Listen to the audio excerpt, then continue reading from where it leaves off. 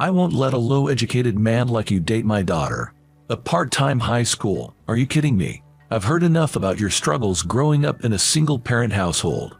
Why don't you just get lost? You're an eyesore."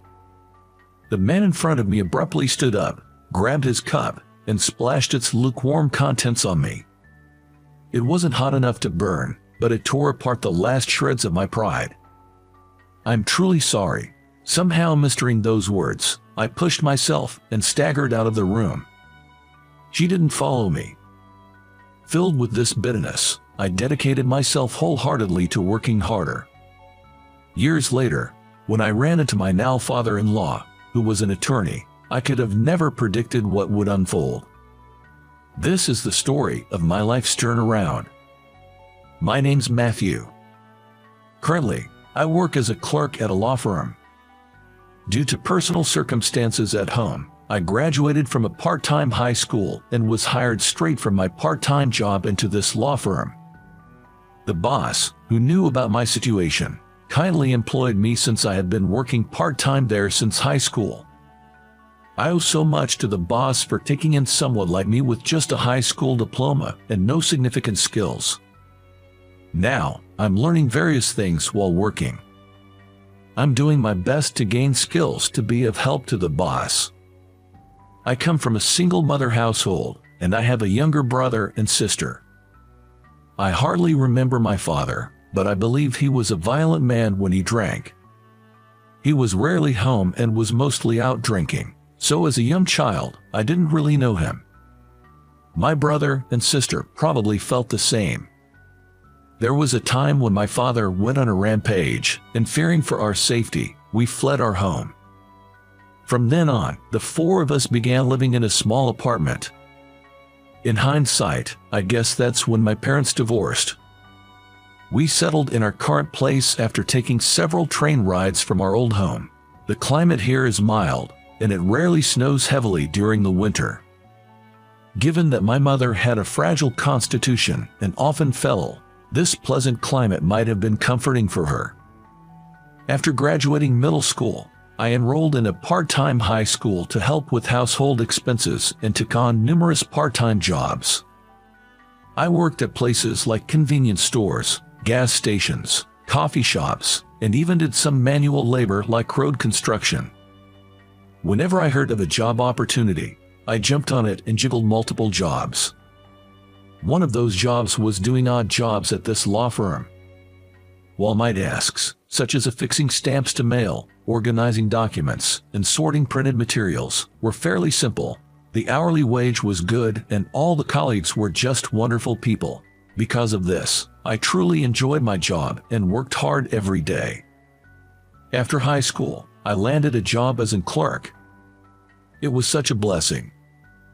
Another unforgettable job I had was at a tea room. It was a quaint little place run by a friend's uncle and boasted an array of teas, making it a hidden gem in the community.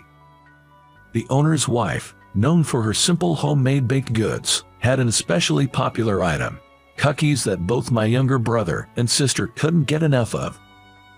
And in that tea room, I had a destiny-driven encounter. Her name was Alicia. She was my age, a petite girl. Her long black hair was tied back, swaying like a tail when she moved, something I found endearing. With a gentle aura around her, her calm manner of speaking and radiant smile was downright charming. Her passion for tea was evident, as she could talk endlessly about her favorites. I found that side of her so cute. I quickly fell for Alicia. Turns out, she had a soft spot for me too, and soon after, we started dating. For both of us, it was our first relationship, our first dates, our first time holding hands. We slowly but surely deepened our bond. Upon graduating high school, I secured a job at a law firm and had to leave my part-time job. Alicia, however, continued to work there while attending a local college. Every time I drop by the tea room after work, she greets me with a freshly brewed cup of tea. It became a daily routine for me to escort her to the train station after her shift. She secured a job in the spring of our 4th year together. With both of us stepping into the working world, I proposed to Alicia. My younger siblings had started high school, and my mom found steady work. Our home life was stabilizing, and I started to think about the future. When Alicia accepted my proposal, I was so overwhelmed with joy I broke down in tears. It felt too good to be true, almost frighteningly so. But our bliss was soon to be tested. Alicia came from what you might call an old money family, with a lineage of politicians and lawyers. Her grandfather had been a city councilman, and her father was a lawyer. Being the only child, she was doted upon. I was taken aback when I found out about her family's prominence, but she reassured me with a laugh, saying it wasn't a big deal. My folks are just overprotective and tend to spoil me. They wouldn't object to anyone I chose to be with. It seems that she talked about me quite often to her folks. Feeling a touch of anxiety, I was heading to her parents' place, even though she assures me it's okay, telling me with sparkling eyes that they always listen with smiles on their faces. Her residence was a large, traditional-style home, enclosed by a grand fence in a quiet suburban neighborhood. Though I'd always dropped her off at the train station, I'd never seen her house before. She'd always turned down my offers to take her home, saying that a car was already coming to pick her up from the station. Seeing the splendor of her house made me reflect on the small apartment I shared with my family. I couldn't help but feel our worlds were so different, intensifying my anxiety. It's old and a bit embarrassing. Saying that, she walked through the gate, but all I could do was shake my head. The person who greeted me was her mother. Her gentle and warm smile was so much like Alicia's that I could definitely see the family resemblance. "My name's Matthew. Nice to meet you." As I bowed and introduced myself, her mother smiled softly and led the way. "My husband will be a bit late from work. I hope you don't mind waiting for a bit." "Oh, it's all right." I was led to a traditional living room adorned with beautiful American paintings and what looked like an expensive vase. She served tea for us. The atmosphere around Alicia and her mother was so similar. Both radiated a calm and gentle aura. Suddenly, the sliding door opened, and a stern-looking man walked in. Without saying a word, he took a seat next to the mother. From the way she served him tea without any introduction, I deduced he must be her father. Hello, my name's Matthew." I straightened my back and bowed deeply. However, he just glanced at me and didn't say a word. Confused, I looked at Alicia, and she seemed equally bewildered, shifting her gaze between her father and me. Amid the silence, the first to speak up was the mother. "Matthew, please look up. Honey, what's going on?" Trying to mediate the situation, the mother raised her hand to intervene, but the father began to speak. "Was it Matthew? Alicia told me she wanted to introduce you to us. I hope you don't mind, but I did a little digging." "What? What does he mean by digging?"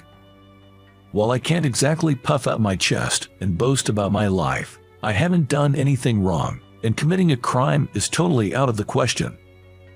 As I was pondering this, Dad let out an exaggerated sigh. "I've heard your family is quite poor. You've even been working part-time jobs to help with the bills," he said. It was the first time anyone had said so bluntly that I was poor. Sure, we aren't rich, but I always thought we lived a typical life. Still, from the perspective of someone from such a prestigious family, I guess my household must seem inferior. Dad continued, "I want Alicia to have a life that's more than just average happiness. That's a parent's heart. Someone broke like you is out of the question." I was deeply shocked by those blatant and malicious words. Seeing my reaction, Dad smirked. It was clear as day that he was trying to corner me even more. "You only graduated from a night high school and didn't even go to college. What kind of job can a high school grad get? What kind of qualifications can you earn becoming a lawyer like me? Dream on. I want Alicia to marry a man even more respectable than me. You're not even in the running." Alicia looked as stunned by her dad's words and seemed at a loss for what to say. I was so shocked, I couldn't even lift my head. I won't have my daughter marry an undereducated man like you. Are you making a joke by just graduating from a night school? I've heard enough of your sob stories about growing up in a single-parent home. Why don't you just scram? You're an eyesore. Dad abruptly stood up and, in his rage, grabbed his teacup and splashed its contents at me. Thankfully, the tea was lukewarm, so I didn't get burned. However, my already fragile pride was now completely shattered. I'm sorry. I somehow managed to utter those words, forcing my trembling legs to carry me out of the room. She didn't come after me. That night, I received an apologetic message from Alicia. She expressed her apologies and mentioned wanting to meet and talk, but I replied that I couldn't see her again. After being berated like that, I didn't feel I could sit down and have a calm conversation with her. My self-esteem was in tatters, and I felt like anything said to me would just make me feel even more insignificant. I couldn't find a way to measure up to her father. Marriage seemed impossible. In the end, we chose to part ways. And then, 10 years flew by. 10 years later, we were both 32. I'm still working at the same law firm. I've gotten my national certification, and the busy days have helped me forget the past. I hadn't been in touch with Alicia since that day.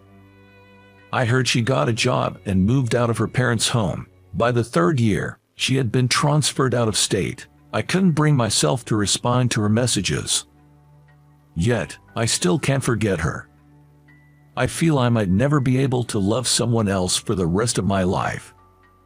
Trying to escape those thoughts, I've immersed myself in my work.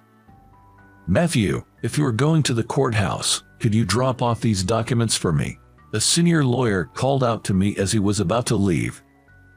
Today, I was scheduled to accompany the director to the courthouse.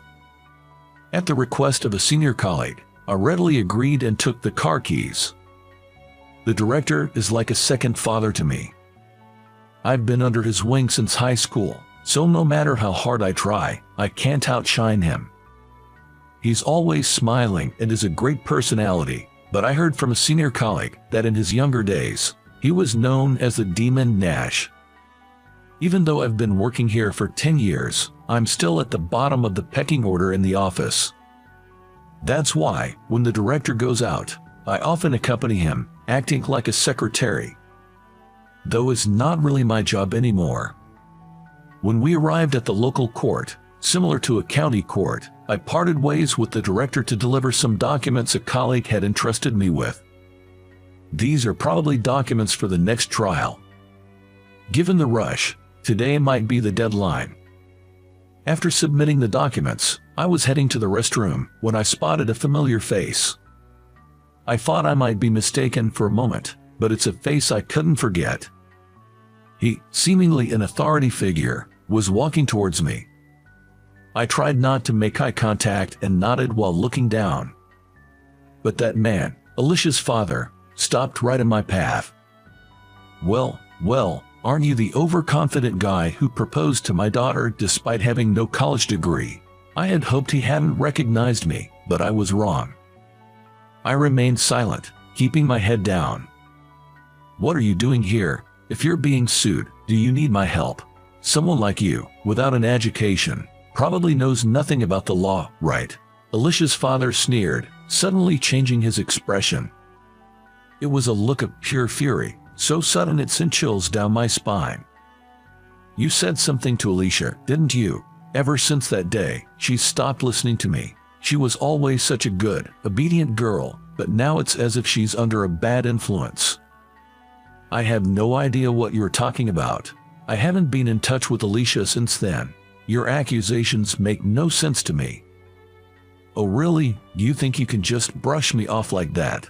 Listen here, lowlifes like you can't even hold a conversation with sophisticated people like Alicia and me.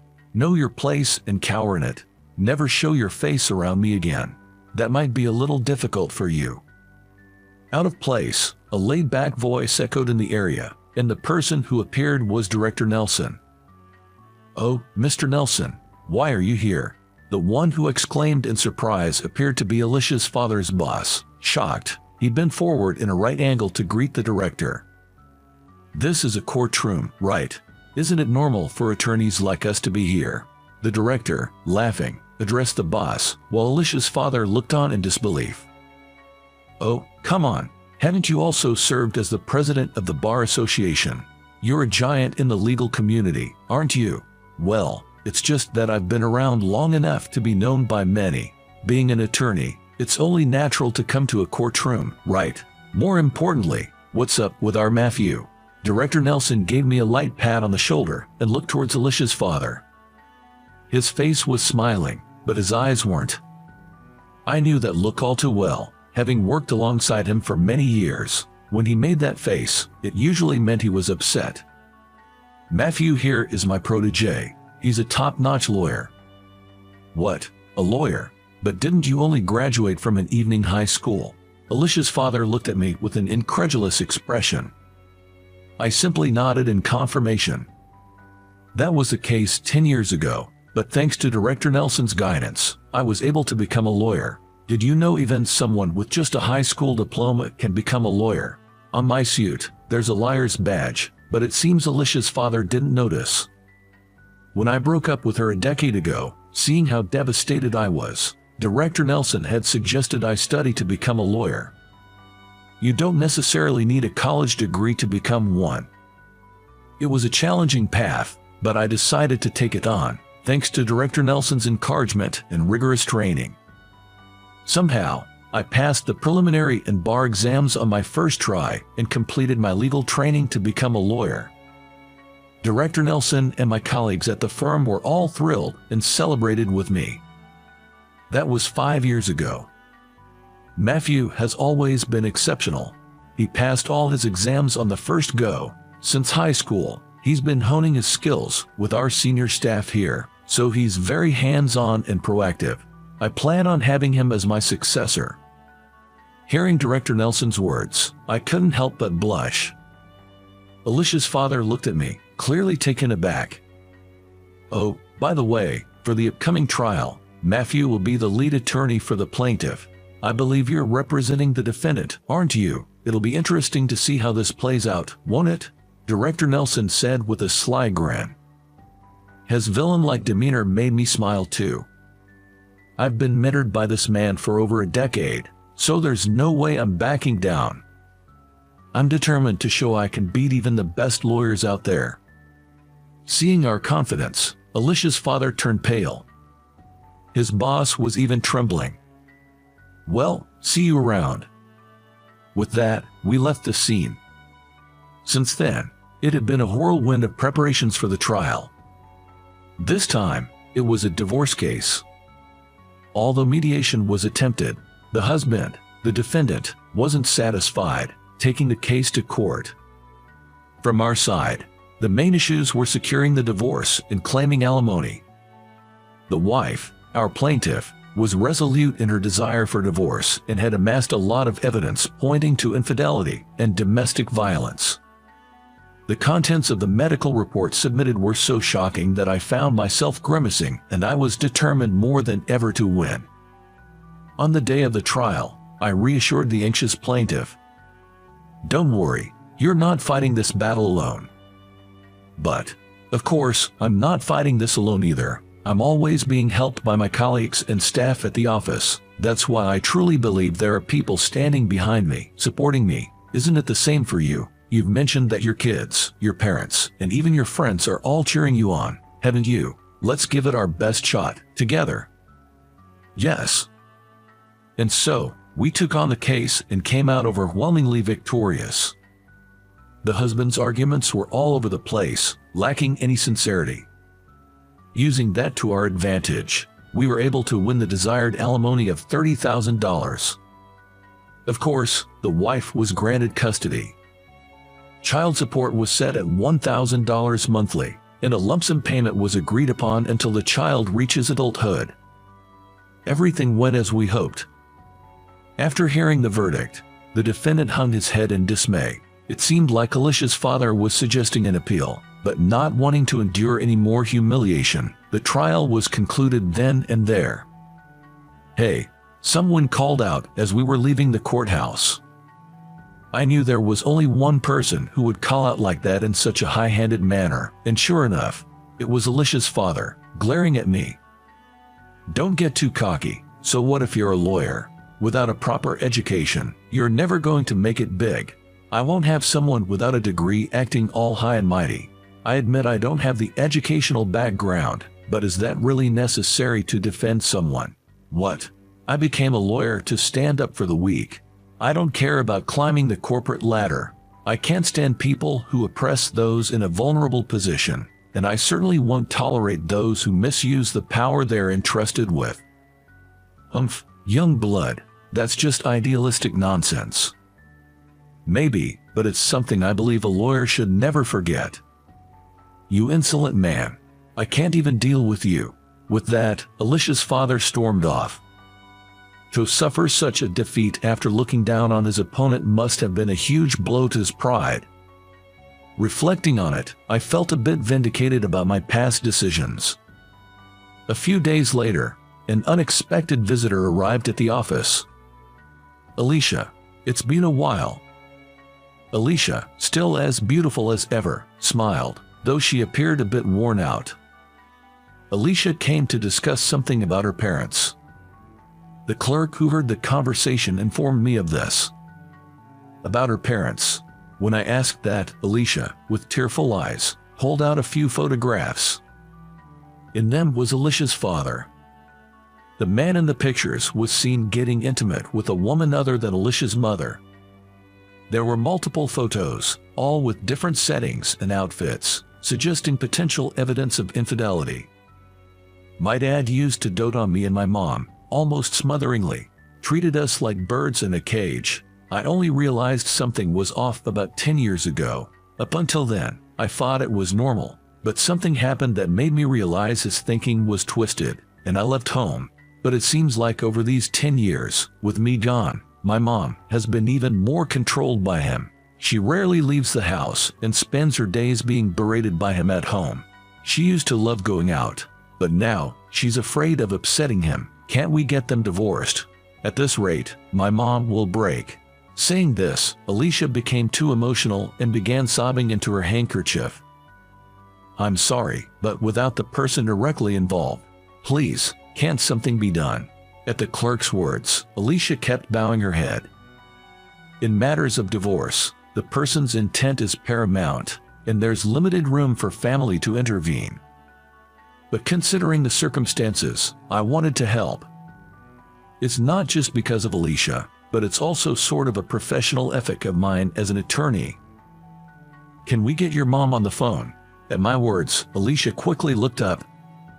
Her eyes, now bloodshot, widened, and she hurriedly pulled out her cell phone. I can, right now.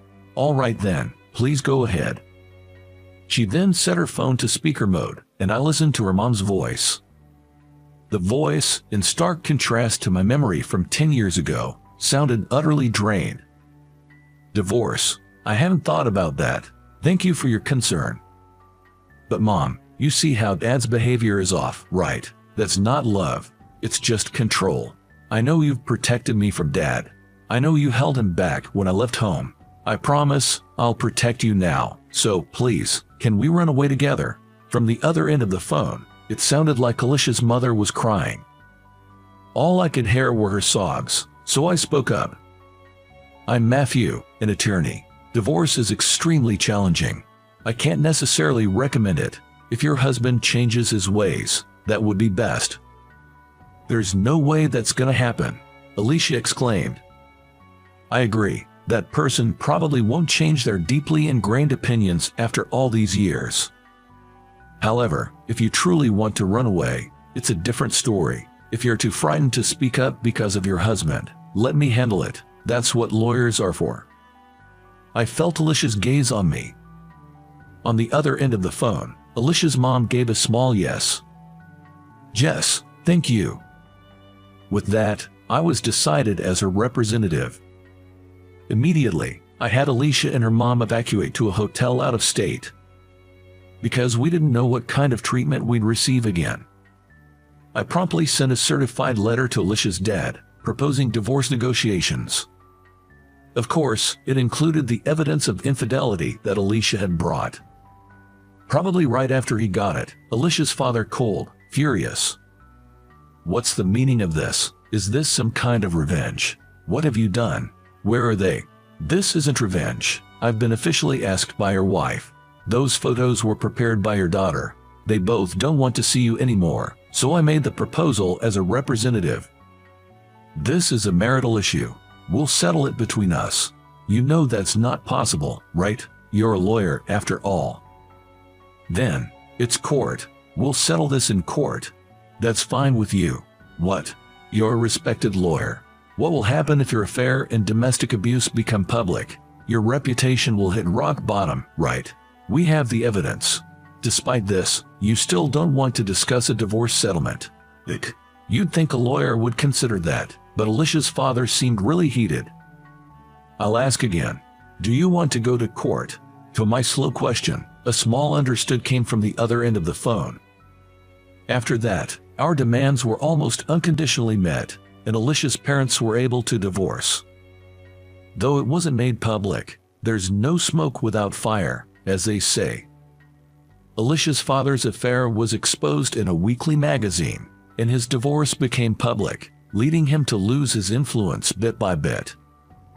He was fired from the firm he belonged to and apparently tried to start his own, but it seems it's not going so well. Well, in a profession where trust is everything, you can only say he brought it on himself. Then, I started dating Alicia again. She sincerely apologized for something that happened 10 years ago.